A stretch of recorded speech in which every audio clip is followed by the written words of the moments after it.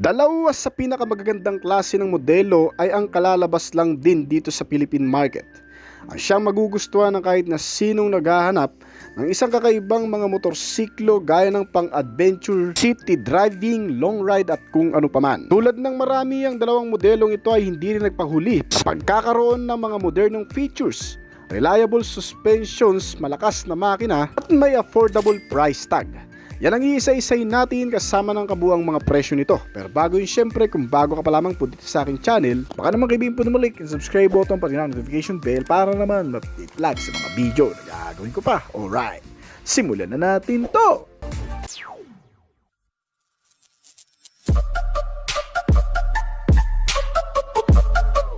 Itong buwan lang inilabas ng Euromotor brand ang kanilang pinakamagandang pambatong motorsiklong scooter na magugustuhan mo panigurado sa taong ito.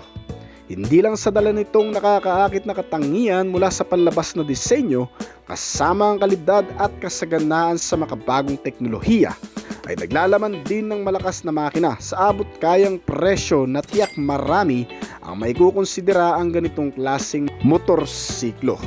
Ang Euromotor Griffin 180i. Isa sa aim ng motor na ito ay ang bigyan ng tsansang mga kababayan natin na naghahanap ng mas modernong gamit, malakas ngunit hindi ganong kataas ang presyo. Ang two-wheeler bike na ito na yata ang sagot sa hinahanap mo. Tiyak isa ito sa magiging pangunahing kakumpetensya ngayon ng Yamaha Aerox na may similarity sa external na disenyo maging sa ilan pang physically appearance. Dinadala nito ang kabuang signature design ng Yamaha brand sa Yamaha Aerox, ngunit mas nakalalamang daw pagdating sa internal features. Ito ay parang isang rebadge lang na motor ng brand at hindi pa masyadong malinaw kung saan ba talaga nagbula. Pero gayunpaman, marami pa rin ang naniniwala na kaya nitong pantayan ang sales marketing ng Yamaha Aerox sa dala nitong mga kaakit-akit na katangian. Pagdating sa external, ang mga ilaw nito mula sa harap at likod ay mga naka-fully LED type na naklase, kagaya ng sa Aerox na may kasamang daytime running light. Ngunit may pagkakaiba pagdating sa rear combination. Ang meter panel gauge ay naka-LCD digital display na rin at komportableng camel back seat na para sa dalawang tao.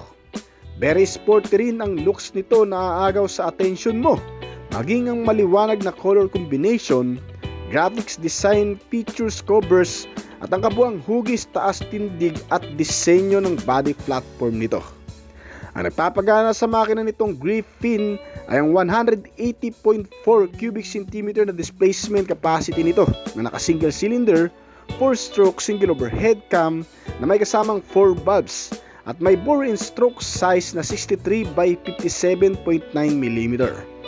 Magugustuhan mo rin gamitin sa long ride dahil bukod sa may fuel tank na mas malaki na may 6.5 liters, ito ay may cooling system na rin na liquid cooled type. Fuel injected type ang fuel supply at naka Euro 3 emission norm compliance na rin. Ang two-wheeler bike na ito ay gumagamit ng automatic transmission type at gumagawa ng maximum output na 17.4 horsepower at 15.7 Nm ng torque. May average na bilis na umaabot ng hanggang sa 120 km/h at katipiran sa fuel na umaabot ng 35 km/liter. Tumitimbang ng 115 kg at kayang sakyan ng hanggang sa 5'4" ang height. Ang iba pang may offer sa iyo ng two-wheeler bike na ito ay ang pagkakaroon ng mga modernong spare parts, features sa under chassis, ang pagkakaroon ng magagandang suspensions, brakes at tires na kahit sa mura nitong presyo ay bibilhin mo na rin sapagkat hindi tinipid at talagang mas pinagbuti ang buong body build sa dala nitong mga suspensions gaya ng front telescopic fork, rear swing arm with dual shock at may kasama na ring sub-tank na klase. Meron itong parehong naka-ventilated disc type na front and rear brake at mga naka-tubeless tires na rin na may kabuang sukat na 100 by 80 R14 sa front at 120 by 70 R40 naman sa likuran. Meron din itong kasamang mga convenient features gaya ng pagkakaroon ng mga console pocket na may kasama ng USB port charging ready, malaking underseat storage na kasyang full face helmet at naka-smart keyless entry na rin ang ignition system. para sa dagdag na security features. Nilagyan din ito ng side stand kill switch at CVS braking system para sa mas magandang pagbe-brake lalo na sa mga biglaang paggamit nito. Nilagyan pa ito ng stop and start idling stop system na tumutulong din para mapatipid ang konsumo ng fuel. Sa katunayan mga kaibigan, itong modelo ay nagkakahalaga lang ng wala pa sa 100,000 piso o umaabot ng 96,000 pesos lamang dito sa bansa. Marami ng populasyon ng mga adventure scooter bike dito sa Pilipinas. Magmula nang inulunsad ang pinakaunang sumikat na dual sport scooter bike na Honda ADV ay nasundan na ng maraming kapareho ang modelong ito. Pagdating sa line-up segment ng adventure scooter o yung mga scooter bike na pwedeng magamit sa loob at labas ng kalsada. Kaya naman ngayong taon ay ito rin ang pinakamabiling klase ng scooter dito sa bansa. Hindi lang sa napakaangas na pormahan nito, pati na sa mga makabagong teknolohikal na katangian na dinadala nito. Kagaya na lamang ng panibagong motor na naman na dual sports bike na kararating lang, ang QJ ATR 160. Ito ay mula sa lahi ng mga maxi scooter na nilagyan ng kaunting sporty design at espesyal na kagamitan para maging ganap na isang off-roader. Kaya kung pagmamasdan ay para itong combination ng maxi scooter na pwedeng magamit bilang isang off-roader o sa mga lupain na klase ng kalsada. Ang ATR 160 ay isang versatile hybrid scooter na ginawa din para sa parehong urban commuting at light off-road adventure na may kasamang bagong antas na makina. Kaya naman kung isa ka sa mga nag-aasam ng may hybrid capability power na sasakyan, chance mo nang magkaroon nito sa motorsiklo pa lang. Kasi ang scooter na ito ay may hybrid sa engine na kung saan nagbo-boost ng power para palabasin ang tinatago pang enerhiya nitong upang mas lalong lumakas ang hatawan at magamit bilang isa ring matipid na klase ng motorsiklo. Ang ATR ay ang bagong pinakamagandang modelo ng brand na QJ Motorcycle na mas mura pa kung tutuusin sa ilang mga brand competitor. Pero ito ngayon ang masasabi mong pinakamagandang adventure bike scooter sa pagkakataong ito na makikilala mo. Sapagkat hindi lang sa pormahan nito na parang Yamaha T-Max na may halong ADV-like styling ang magugustuhan mo dito, kundi sa ilan pang mahalagang bagay na nakapaloob dito. Kagaya ng mga ilaw nito, meron itong projector type LED headlamp na nagbibigay ng maganda at balanseng liwanag sa gabi, na kung saan nai-a-adjust depende sa iyong pangangailangan. Sinamahan ito ng napakagandang daytime running light at mga turn signal light indicator at pawang mga naka-LED type na rin. Ang motor na ito pagdating sa side profile naman ay hawig ito ng Honda ADV talaga na may kaunting unique identity nga lang na makikita sa pamamagitan ng mga premium design na nakakabit sa buong body nito. Gaya na lamang ng pagkakaroon nito ng inverted front telescopic fork, kulay gold, malaking tailpipe silver muffler, dalawang pares ng gulong na may smoke wheel tires at isang kahangahangang TFT display instrument mirror panel gauge na may phone connectivity pa. Itong QJ ATR 160 ay nilagyan din ng mga safety at security features gaya na lamang ng pagkakaroon nito ng anti-lock braking system o ABS sa harap at likod na gulong. Isang sistema na nakatutulong para suportahan ang paggamit ng preno during emergency braking o yung mga biglaang pagpipreno na kung saan nag-a-unlock sa maigpit na kapit ng brake at upang mapigilan na rin ang tsansa ng pagkasemplang sa mga biglaang pagpipreno. Sinamahan pa ito ng traction control system, isa pang safety features na mahalaga din para sa motor na to, lalo pat kabilang sa mga skill nito ay ang imaneho sa mga lupain, mababato, malulubak na kalsada ay yan napaka-eksakto lang din para magkaroon ng ganitong klaseng features na traction control system. Dahil sa safety features nito ay maalis ang pangamba ng rider na mawala sa balanseng pag-ikot ng gulong sa oras na maidat mababato, madudulas na klase ng kalsada. Sinamahan ito ng mga side reflector na nakakabit sa mismong front suspensions na pangkaragdagan din sa safety features nito para magbigay din dito ng additional na BCP at may kasama pa itong hazard lamp system na rin. Ito ay para magkaroon tayo ng visual sign sa oras ng mga biglaang paghihinto sa gilid ng kalsada o pag may mga emergency tayong pupuntahan. Kasama pa sa mga safety and security features nitong motorsiklo ay ang pagkakaroon nito ng anti-theft alarm system at the keyless na ignition system, na kung saan ay lubos na mahihirapan ng mga carnappers o mga magnanakaw na magtatangkang pagganahin itong adventure scooter o galawin sa pinagpaparkan sa pamamagitan ng emergency alarm na tumutunog once na masagi at isang dikilis na pumipigil sa pagpapaandar. Tiyak na secured at safety ang scooter bike na ito. Sinamahan pa ito ng iba pang mga features. Bukod sa mga naka-LED type na mga ilaw nito mula sa harap at likod, isang magandang combination lamp system na napaka-visible pa. At meron din itong high-tech na TFT instrument meter panel na kung saan pwede mong i-connect dito ang iyong cellphone gadget. Panood ng mga palabas gaya ng sa telebisyon ay magagawa mo rin sa pamamagitan nito.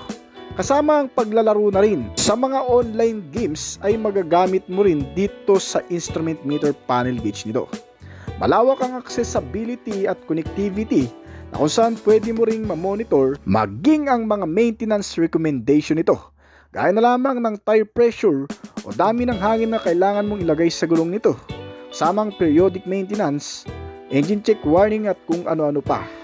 Nilagyan itong motor ng dalawang maliit na bulsa sa harap na may takip na lagayan ng maliliit na gamit, kasama ang kapirasong USB port charging system na makikita mo dito na may kasama pang Type-C connection socket at isang underseat compartment storage para sa anumang gamit at kasya dito ang full face na helmet. Ang lagayan ng gasolina nito ay nasa harapan na rin para mas madali ang access at walang hassle. May malapad din itong dual sport na upuan na eksakto para sa dalawang tao at may kasamang rear grab bar na pwedeng hawakan. Kasama sa iba pang bahagi ng detalye ng scooter bike na ito ay ang pagkakaroon nito ng mataas na windscreen protector na de-adjustable. Isang naked handlebar na nagbibigay dito ng mas malakas na appeal para tangkilikin din ng iba pang mga rider. Pagdating sa suspensions, meron itong mga naka-inverted telescopic fork suspensions sa front at dual shock absorber with coil spring at may kasama na ring sub-tank.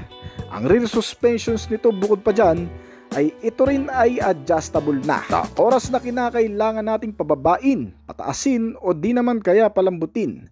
Dahil dito ay mas gumaganda ang bounce at laro ng mga suspensions nito. Sa oras na may adjust, depende sa kung ano ang pangangailangan nito. Pagkatapos niyan, ang front and rear naman na braking system nito ay parehong naka-disc type na klase. Naka-ventilated wavy disc na may 2-piston caliper. Kaya mas malakas ang kapit na sinamahan pa ng ABS. Habang naka-disc type din ang rear brake nito, may single piston caliper brake na may kasama ring ABS. Parehong binabalot ng makakapal na klase ng gulong na nakadesenyo din para sa mga off-road. At ang stock na wheel nito ay naka-spoke type na bumagay sa buong style at pagiging cruiser adventure nito. Ka-tubeless tires na rin itong motorsiklo at meron itong kabuwang sukat sa front na 110 by 80R14 habang 130 by 70R30 naman para sa rear tires. Bali itong motor pagdating naman sa kanyang makina, meron itong hybrid power sa engine na nagbibigay dito ng additional torque para sa malakas na arangkada at para kahit papano ay tumipid na rin sa konsumo ng gasolina. Pinapagana ito ng 160 cubic centimeter na displacement capacity, naka single cylinder, 4-stroke, single overhead camshaft at naka 4 valves. Sa loob ng engine, may kasama itong bore stroke size na 58.5mm by 57.9mm at cooling system na liquid cooled type.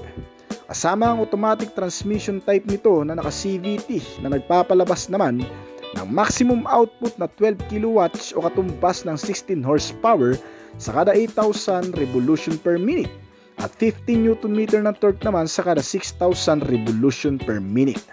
Ang average na bilis nitong motor ay umaabot ng 120 km/h at sinamahan pa ng Euro 4 at fuel-injected type sa fuel supply system nito. Kaya matipid din talagang kumonsumo. Meron itong fuel tank capacity na 8 liters at kumukonsumo ng 40 to 45 km per liter. Kaya kahit long ride ay sobrang mapapakinabangan mo ito. Bukod pa dyan ng ilan pang mga bahagi ng features nito ay mapapakinabangan mo rin sa pang-araw-araw gaya ng pagkakaroon nito ng side stand kill switch. Hindi mo mapapaandar ang motor once na nakababa ang side stand nito at may kasama na ring pass switch. Itong QJ ATR 160 model mga kaibigan ay kalalabas lamang sa merkado. Halos kamukha at kasing laki lamang din ito ng Honda ADB na may kabuuang seating height na 77 cm. Ang wheelbase size nito ay nasa 132.5 cm at may kabuuang taas na 199 cm. May lapad dito na 75.5 cm at kabuuang haba na 121 cm. Meron din itong additional safety features para sa brake lever na tinatawag na park brake na di-adjustable. Available ang 4 na kulay sa modelong ito, gaya ng black, silver, gray at red color nito. Ang kasalukuyang presyo nito ay umaabot ng hanggang sa 159,900 pesos lamang. Marami pang mga features na mapapakinabangan mo sa modelong ito na siguradong matutuklasan mo kapag bumili ka na nitong QJ ATR 160cc model. Alright. Bidang-bida sa marami ang magandang appearance ng isang touring maxi scooter type na motorsiklo dito sa bansa. Kaya naman karamihan sa atin ito ang paboritong bilhin, gaya na lamang ng Yamaha NMAX, Suzuki Bergman at Honda PCX. Nakadalasang pinipilahan din pagdating sa Grav, Joyride at Move It ngayon para sa komportableng pagsakay ng mga angkas, lalo na kapag may top box pa ito sa likuran. Kaya naman sa pagpasok ng taong ito, talagang naging mabilis sa mga Pilipinong rider ang pormahan, convenient at pagiging comfortability nito, lalo na sa mga batang rider na nakatira sa loob ng syudad. Kaya naman sa pagkakataong ito ay tatalakayin din natin ang isang bagong maxi scooter na 160cc rin ng capacity na siguradong magpapasabik sa iyo, lalong-lalo na sa mga hindi pa nakakabili. Hindi lamang sa ilang mga bagay na kapanapanabik, isa rin sa magugustuhan mo dito ay ang katipiran nito kumonsumo ng fuel. Yan ang alamin natin kasama ng kabuuang presyo nito. Pero bago yun, syempre, kung bago ka pa lamang po dito sa akin channel, baka naman kaibigan po nyo subscribe button pati na notification bell para naman mapigit palagi sa mga video na gagawin ko pa. Alright, simulan na natin to!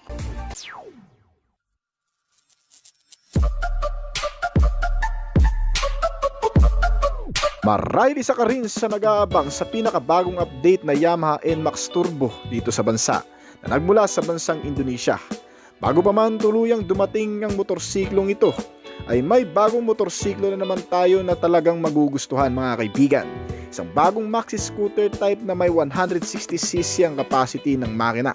Isang motor na mas magugustuhan mo raw kesa sa marami, hindi sa pagiging modernong katangian nito, kundi sa pagkakaroon ng kakaibang engine specs na magbibigay sa iyo ng sulit at katipiran sa pang-araw-araw na gamit. Ang bagong motor na nagmula sa QJ Motor, ang Fortress 160. Kung pagmamasdan ng external na appearance nito, ito ay may pagkakawig din talaga sa ilang mga brand competitor sa bansa gaya ng Honda PCX. Pero ang pangharap na itsura nito ay may sariling pagkakakilanlan. Nilagyan ng isang matalas at edgy type na aerodynamic na nakakabit sa buong body belt nito.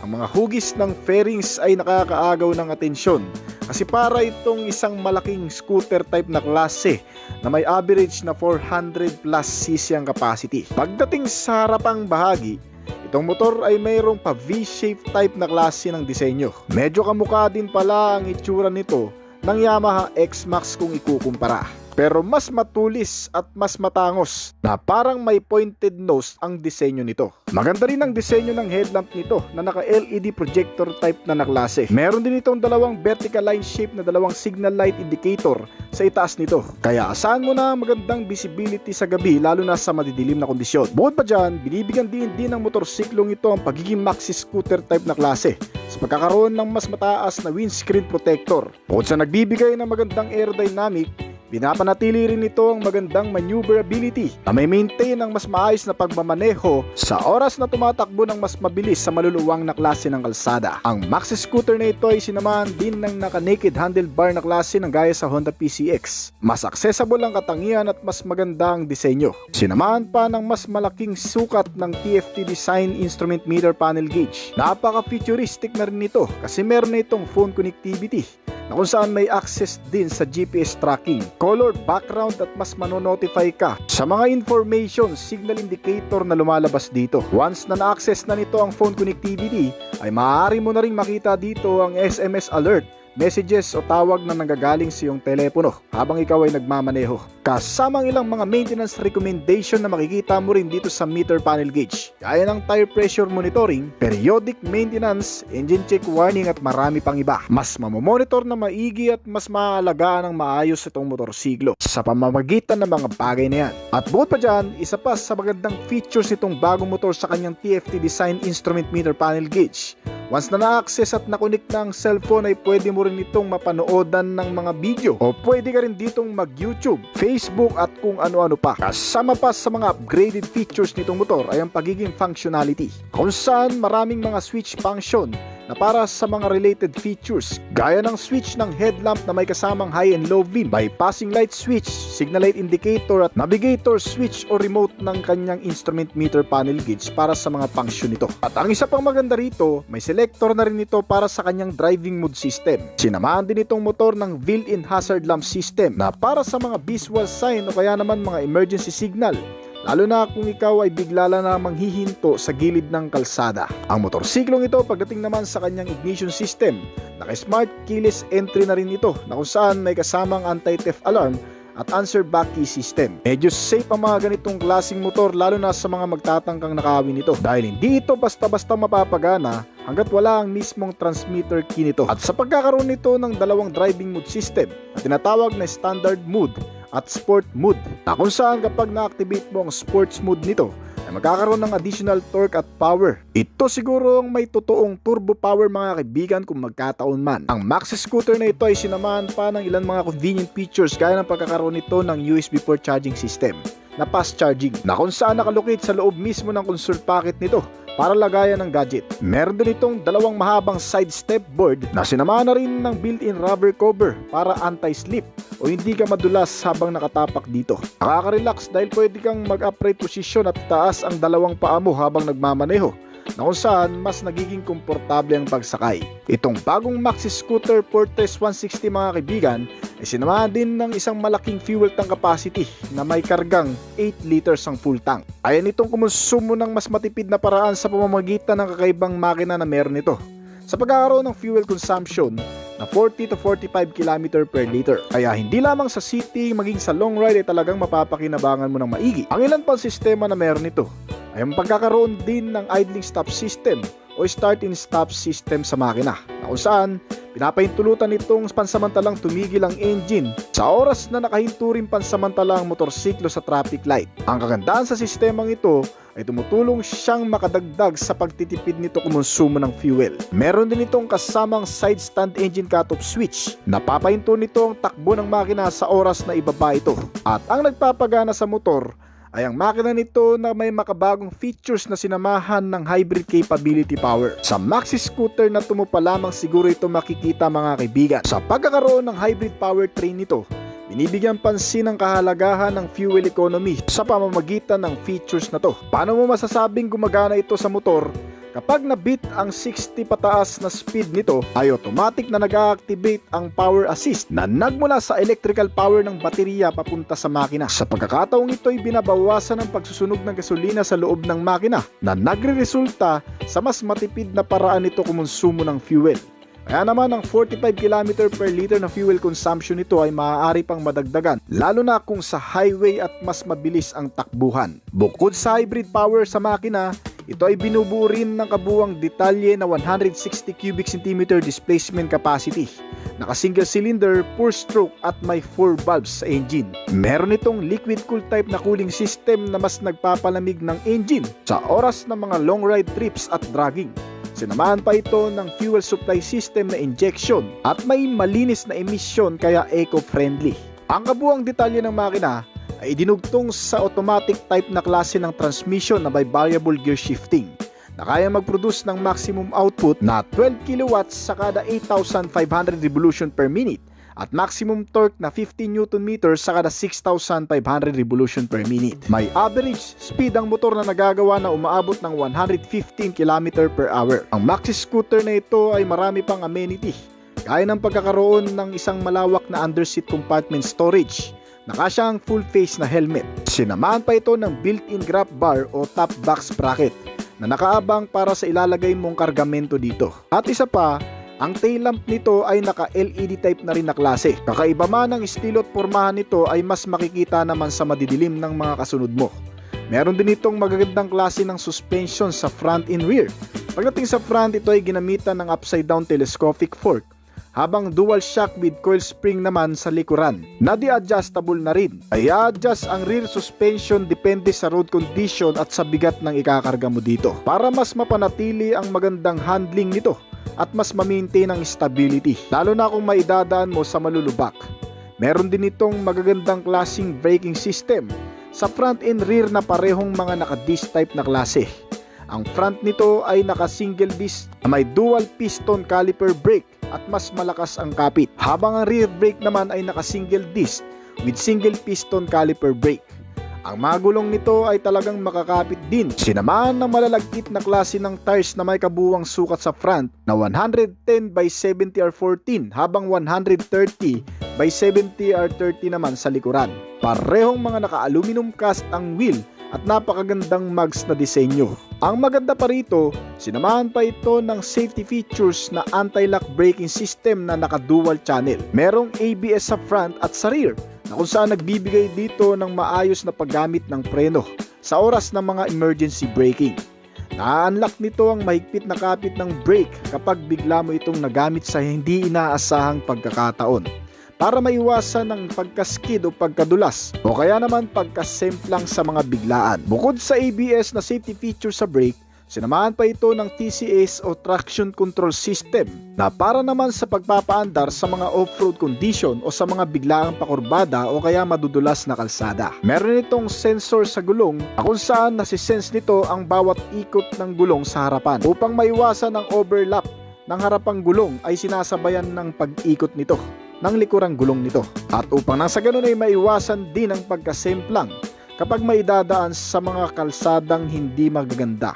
Ang iba pang mga features nito, bukod sa napakagandang mga safety features, sinamahan pa ito ng mga side reflectors for additional visibility at isa na ring safety features nito.